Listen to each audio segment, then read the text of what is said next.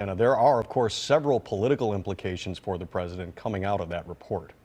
And joining us now to talk about them and other political headlines from this week is North Central College political professor Suzanne Schad. Suzanne, thank you so much for joining us. It's great to have you on the show. Thanks so much for having me. Yes, absolutely. So just kind of recapping Jenna's story that just aired, President Biden spoke very defensively this week after a Department of Justice report cited him as an elderly man with a poor memory. Now, this report citing he didn't remember when his son died. The findings in the DOJ report led to the president not being charged criminally for possession of classified documents as a private citizen. How is this report truly going to impact the president politically, especially as he runs for president? Again, I should say, run for president.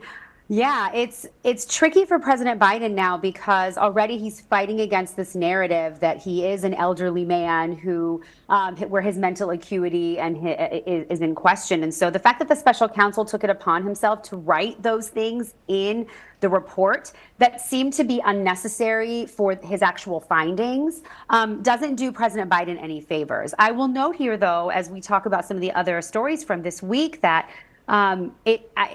because of the way that we are so wedded and tied to our partisanship, that even though this is a narrative that's going to run through the campaign about whether he's mentally fit, it may not necessarily do a lot to dissuade Democratic voters for voting for him because of what the alternative is most likely going to be. And so I think the challenge is going to be moving along if this story gets more legs and if potential nominee Trump is going to keep talking about it, is that President Biden has to get out there to show and prove that he is mentally fit for this job.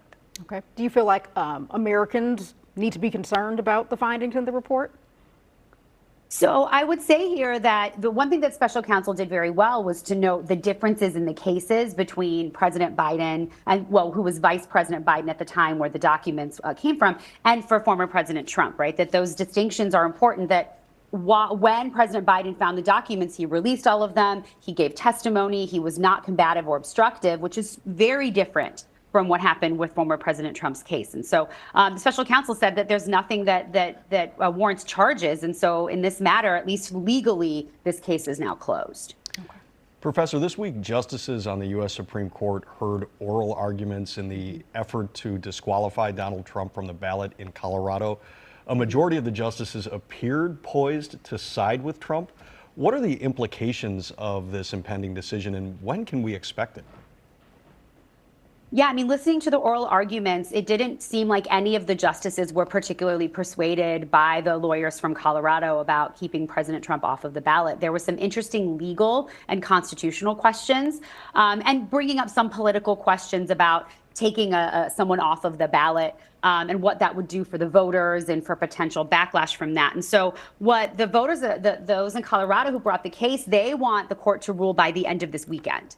And that is incredibly unlikely. I mean, to write an opinion or a series of opinions, if necessary, can take a considerable amount of time. I think the court feels a bit of a rush to at least release something.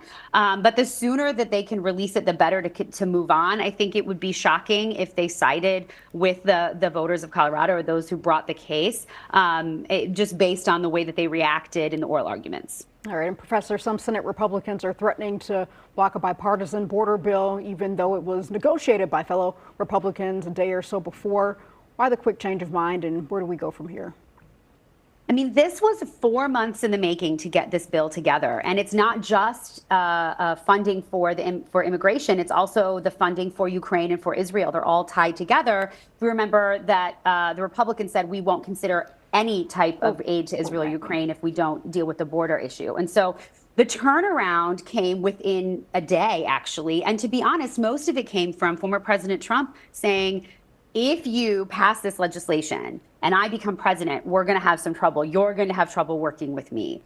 President Trump feels like if he wins and becomes president in 2025, he wants to be the one to fix the crisis. The current President Biden cannot be the one to fix the crisis. And so the turnaround was not based on policy, it was based on politics. All right. Well, Professor Suzanne Schad, thank you so much for joining us. We appreciate your input and your wisdom. Thank you. Thanks so much.